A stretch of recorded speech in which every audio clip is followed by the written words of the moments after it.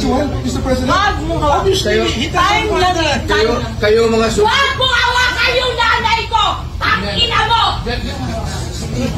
Kayo mga sundalo, tanungin ko kayo, anong kasalanan ko? Okay, dito sa video nakikita na si General Torre hinihila yung abogado. Standard procedure po ba ito ng PNP? Bakit mo kinakaladkad yung abogado? Hindi ba karapatan ng isang akusado, arestado na magkaroon ng abogado? Bakit ayaw ninyong palapitin yung abogado? Gabi na ho yun, ma'am. That's already the time that I'm forcing everyone to board the plane. I'm already forcing the former president to board the plane, ma'am. Tapos na yung napakarami ng optics sa kanilang ginawa dyan, ma'am. And, interesting use po of force. You were forcing them. Yes, so you admit you forced them. You used violence. I have to because they won't go with us voluntarily, ma'am. So I have tried all the lahat ng pakiusap ay ginawa na namin buong araw. Sa dinami-dami ng pulis, ang tanda-tanda na, may sakit pa. Sa palagay mo, masisindak pa yun o kaya bang lumaban nun? In fairness to the President, ma'am, after I handcuffed E.S. Mijaldea and told Attorney Delgado that he's the next one to be handcuffed and boarded on the bus, the former President actually acceded and said, sige na, alis na tayo. And you saw that on video. Well, nakita namin, diba, hinihila mo yung upuan. Hindi ba dapat, talagang General Torre, kailangan makinig ka doon sa sinasabi ng abogado?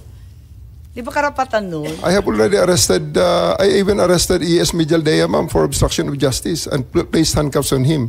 That was already the last parts because masyado ng gabi, aabutin na kami ng umaga din, ma'am. Ilang oras na? 2 oras pa lang. Kalalanding lang ng Hong Kong ng alas 10, alas 12 pa lang to. 12 hours, ma'am.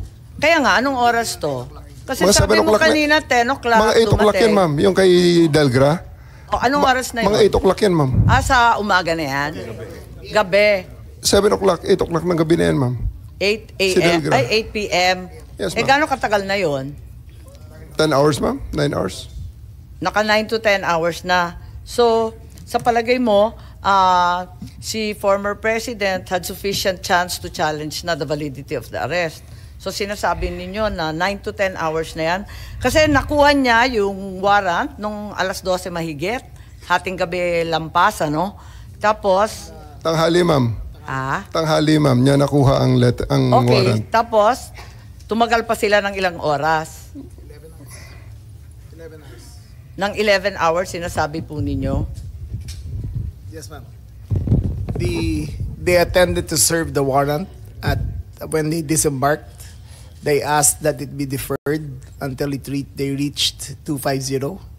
Upon reaching 250, they asked for some refreshments and they cooled down. Upon being more calm and after conferring with their lawyers, the warrant of arrest was served in toto, in full, and their rights were read. So sa tingin ninyo, itong 9 to 10 hours sapat na para sa isang pangkaraniwan tao na makakuha ng sariling abogado, tapos i-check yung kanyang warrant, pagkatapos mag-draft, mag-file ng maayos na petisyon ng habeas corpus. Ganun ba yun? Ma'am, you must, I think the record showed that there were 3 lawyers with him in conference with him during the entire time. Attorney Delgra.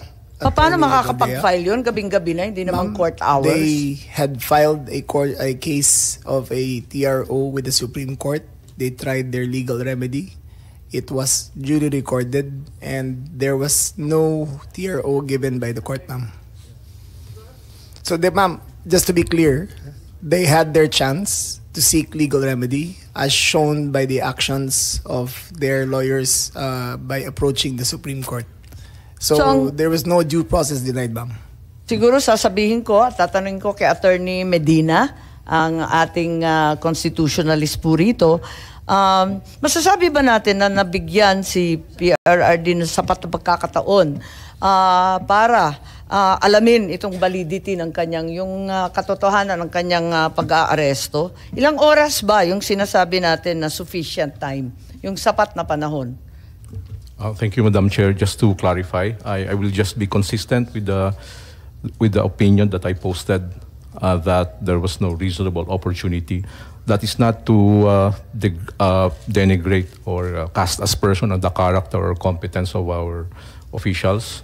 And also, I have very limited facts when I wrote the opinion. But just as a comparison, if you filed an extrajudicial proceeding, if you will file a petition, the court will order the arrest. The subject of the arrest will have the opportunity to answer, and then the court will have the opportunity also present evidence. The court will have the opportunity to weigh the evidence, and then issue the ruling. For example, in the case of Mark Jimenez, he had more or less over a year to dispute his extradition. So if that would be the standard, that might be considered reasonable opportunity to be heard.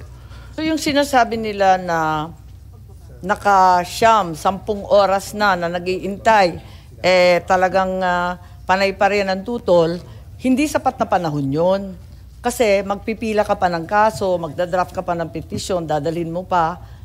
Hindi po ba? So hindi pa rin sapat kahit sabihin natin matagal sila nandun sa airport? I will just be consistent with what I wrote, Your Honor.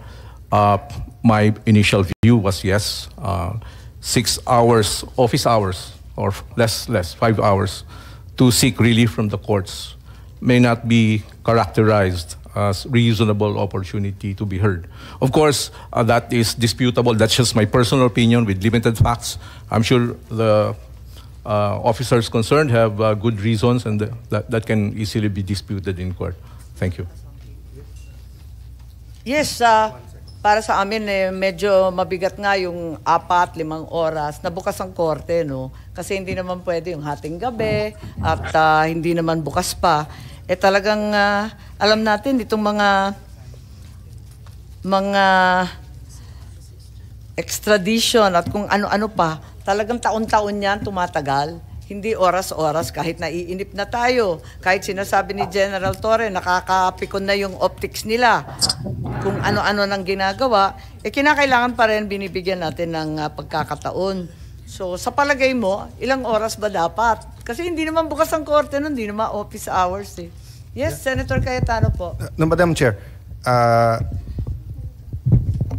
konting latitude lang from SOJ because kanina we agreed to disagree already, and kaya nga ang appeal ko sa kanya to make rules kung ano ang reasonable time. And since my wife is a mayor and I was speaker and DFA secretary before, I do understand from the enforcement point of view, di ba? Sa police, sir. Siyempre, pag may huhulihin, mission-oriented kayo eh. Parang yung military, di ba? Ang mission nyo, ma-arrest, di ba? But that's why nga meron kang Solgen, meron kang SOJ, meron DILG. So ang viewpoint ng DILG, ng police, ng NBI, halimbawa, hulihin at ma-return yung warrant successfully, di ba? But even si E.S. Miguel Dia, who, remember, he was, you can call it a vacation or a working trip in Hong Kong, na rally, sinamahan lang, didn't expect a 20-hour flight, didn't expect to do all of this. And he only saw the president, former president, an hour before he appeared before ICC, and hindi naman niya alam yung rules ng ICC, etc. So ito ang sinabi niya, di ba? 2 days ago, the world has witnessed the degrading fashion in which a former president of a sovereign country was bundled into a private aircraft and summarily deported to The Hague. To ask lawyers, this would be called an extrajudicial rendition. To the less inclined, it was pure and simple kidnapping. My client was denied all access to the legal recourse in the country of citizenship, and this all in the nature of political score setting. So I won't read the score setting, etc. Alam naman natin lahat. But just to go down, ito, sabi niya. So 1, 2, 3, 4. On the 5th paragraph, I have not been able to explain to him what the prosecution requested when seeking the issuance of arrest warrant. This is because the chamber only established a redacted version of the prosecution last night.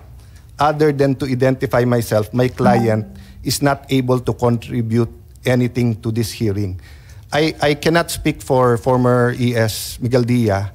Ang impression lang at at least sa internet at sa amin.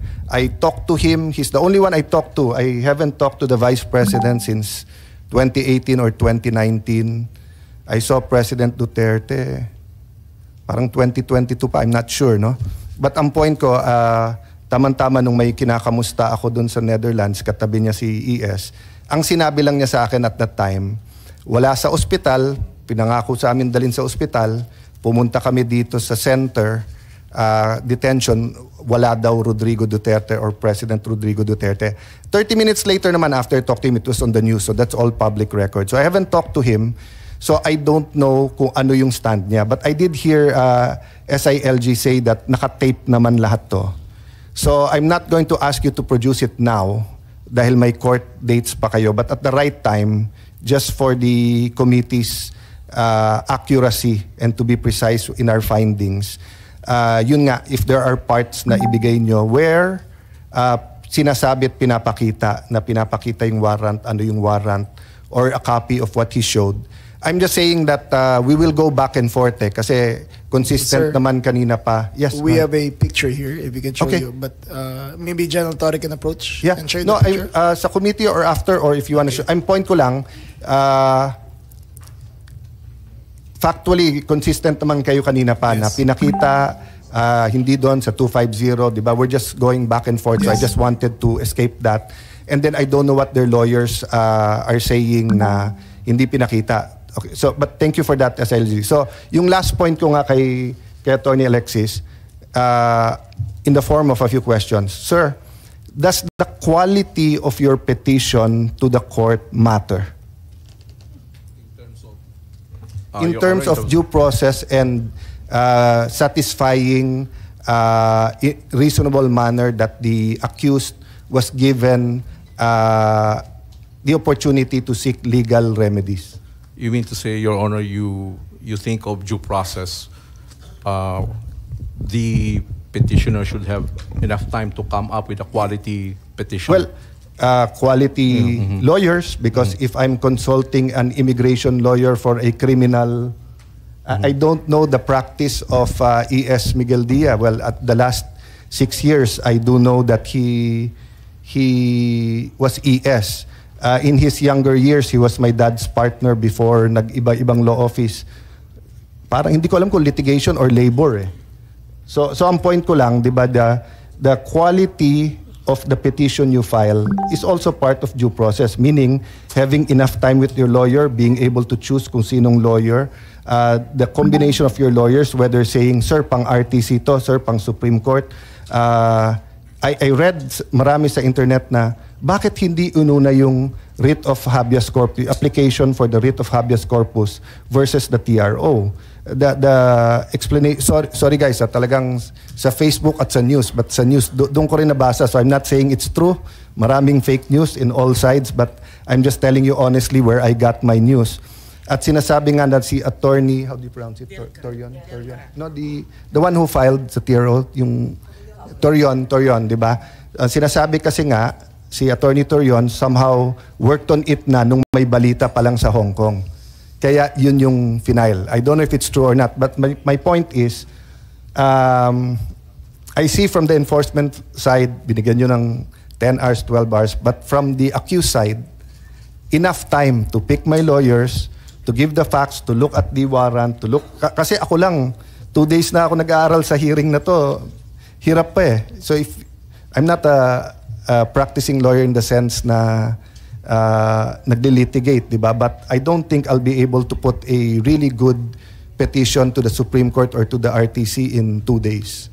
Di ba? So to say may 12 hours na. So my question was really, hindi ba part ng due process then yung reasonable opportunity to the best defense available to you? If I may, Senator, there are actually no clear constitutional or jurisprudential standards on the quality of legal service as an aspect of due process. But it's arguable that the quality, the opportunity to get quality legal service, the opportunity to get to submit a quality legal work should be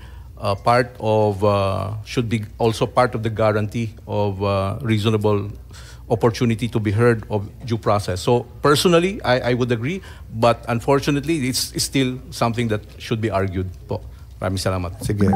I just wanted to make the point na for me, yung part ng due process doon is yung best defense available sa kanya is made available precisely.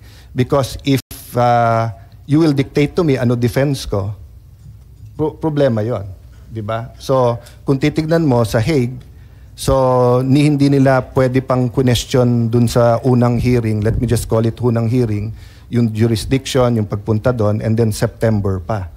Dito, unless you're caught in flagrante delicto and unless i-inquest ka,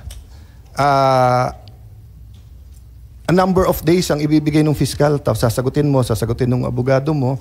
So mahaba pang proseso bago ka, and that's for simple cases, for theft, etc. Lalo pagka for murder. And even sa inquest, may time na binibigay na papakawalan mo. So I just wanted to make that point na ibang-iba. And just an observation, Madam Chair, dito po sa information on the surrender and transfer, nakalagay kasi dito, number 14, the ICC representative informed Mr. Duterte the next step that would be followed, that he's going to be transferred to the ICC detention center by the Dutch authorities.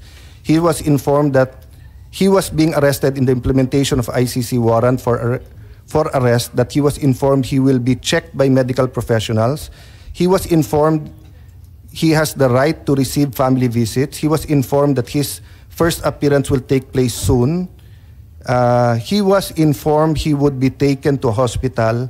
He was informed he would receive a folder at the detention center with his rights and information on the next procedural step. No? And then si E.S. Miguel Dia, ang sinabi niya, what did he say about sinabi niya the next day pa or...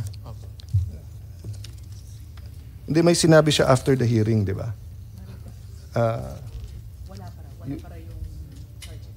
Oo, na basically na hindi pa nila alam yung charges. So again, tama si SOJ na iba sistema nila. For all we know, they were following their system. But that's my point nga. Iba sistema nila sa atin. And we subjected not only an ordinary Filipino citizen, but a former president to that. So parang on trial din tayo doon. So, I'll defer back to you, Madam Chair, but later I have some questions on fact. Yes, sa news footage, naipakita rin na si former president was checked by medical doctors. Kaya lang, ang sabi, hindi naman doktor ni presidente yon.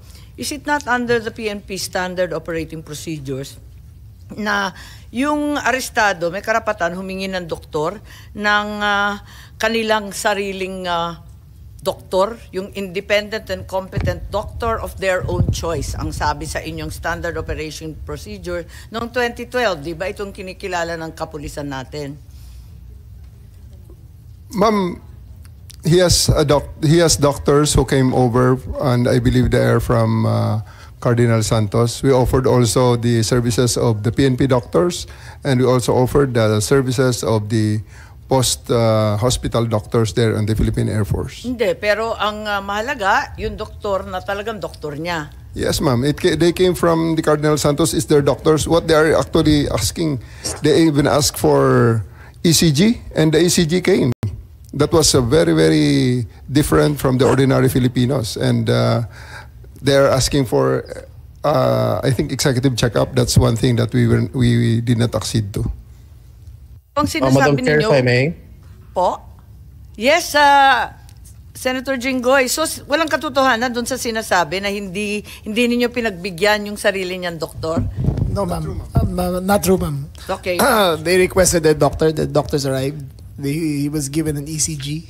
Subsequently, they asked Ms. Hanilet, the common law partner of the former president, for a list of his prescribed medicines. She declined. We asked a rundown of his pre-existing medical conditions. She declined. We asked what allergies he had. She declined. We asked that she board the flight with him going to The Hague. She declined. So all those rights accorded to him were given, and the doctor was given, and we tried to extract as much information as possible, but they all declined. Okay, Senator Jinggoy, I believe that Secretary John Vic said that these were untrue, that this was all fake news, that in fact his rights were honored, and in fact they provided an ECG which is above and beyond the usual practice. Yes, Senator Estrada, please. Thank you, Madam Chair. Let it be known that I am not protecting or I am not defending anyone, much less the former president of the Republic of the Philippines, President Duterte, since I am an ally of this administration led by President Bongbong Marcos, and at the same time a friend of Vice President Inday Sara Duterte. Now, since you've been asking the questions addressed to Gerald Torre, may I ask Gerald Torre, how did you think did you handle the arrest of former President Duterte properly? Yes, sir. I do, sir. It's proper. It was proper. But when I saw the video, it was really, for me as a citizen of this country, it was really unbelievable. It was a very, very big disappointment. Because I can relate, General. Because when we were arrested way back 2001, together with my father, the same thing happened. All right, we were in the wee hours of the morning. We were the policemen barged in our hospital room at the Veterans Memorial Hospital.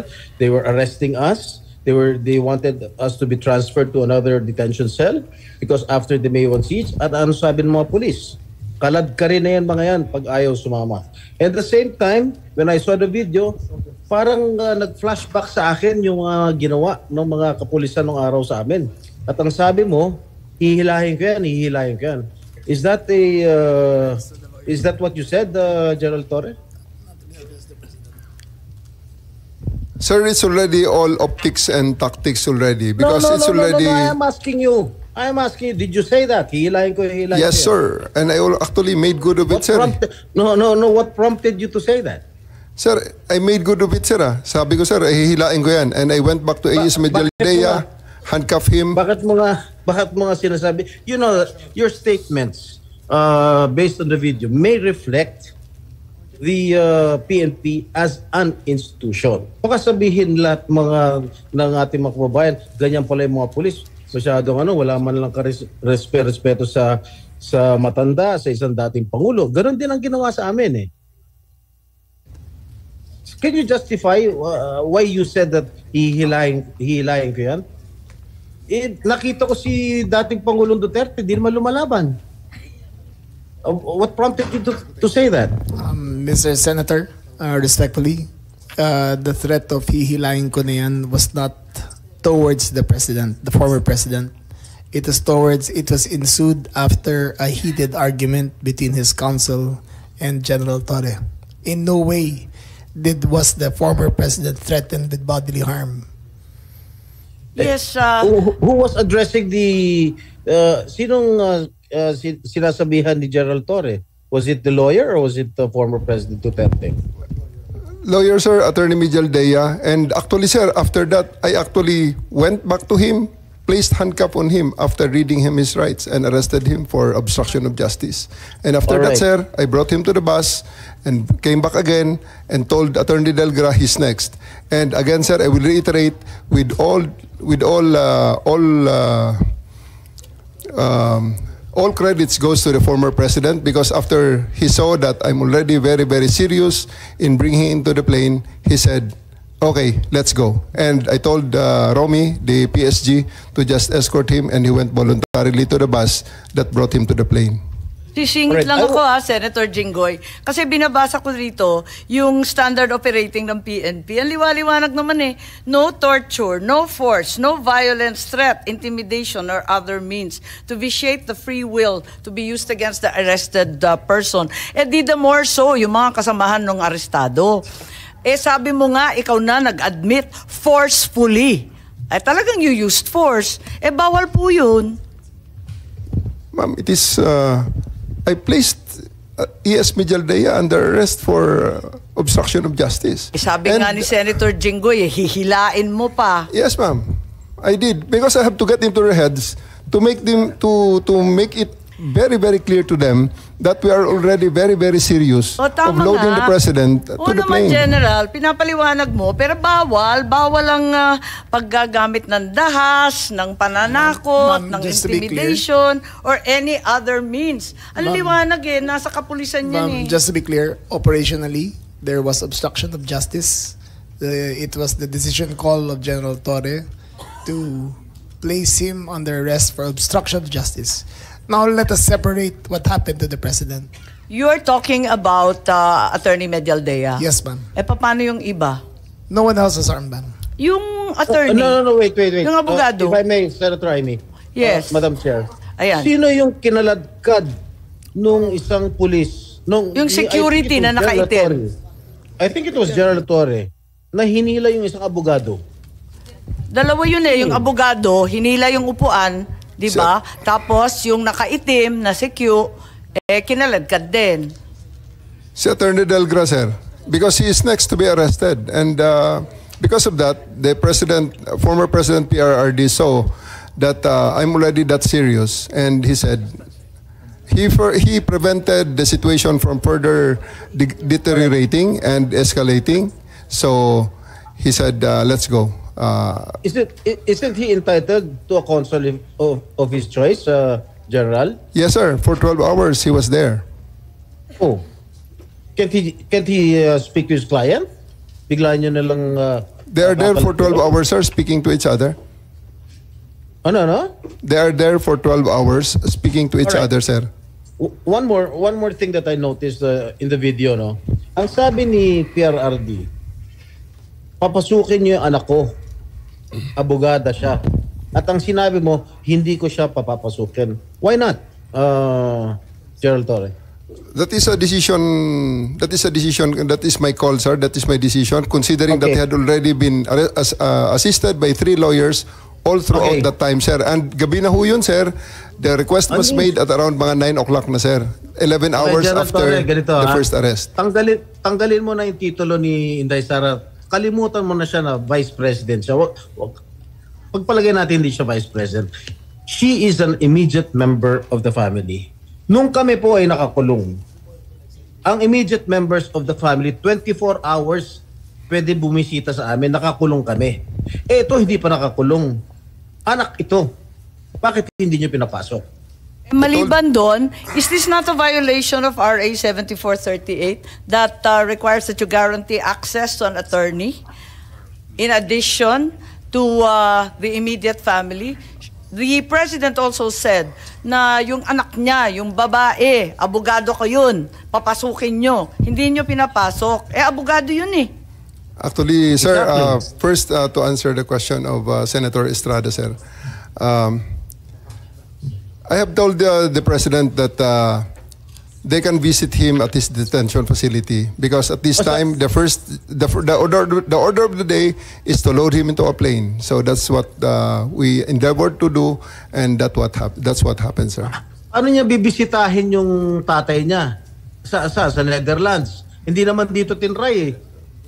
Hindi naman dito kinasuhan eh. Sa ibang bansa eh. Oh.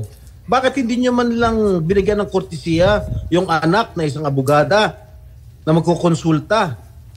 Katulad nga na sinabi ko kanina, yung mga nakakulong nga, 24 hours pwede bumisita ang immediate members of the family. Bakit ito hindi pa nakakulong, hindi nyo pinapasok yung anak? Our mission at that time, sir, is to deliver him to the body who issued the warrant, sir. Nasa batas yan. Nasa batas yan, General. Immediate members of the family, lawyers, priests, etc., etc. I should know. Nanggaling ako dyan. Tapos ito, hindi naman nakakulong. Again, I am not defending President Duterte. I'm just explaining the rights of an accused. Because naging akusado rin ako. And I don't want that to happen to anybody else. Dapat naman nagbigay kayo ng konting kortesiya o respeto man lang sa mga dating presidente dahil naranasan namin yan nung kinulong po yung tatay ko. ganun din. Kawalang respeto ang mga pulis sa amin. Porket nawala na ba kami sa kapangyarihan, ganun na lang? Matanong ko naman sa General, wag naman po sana mangyari, God forbid, sa pag sinapit ng ni President, pag sumapit ng ganitong sitwasyon si Presidente Marcos, gagawin mo rin ba yon sa kanya? I hope not.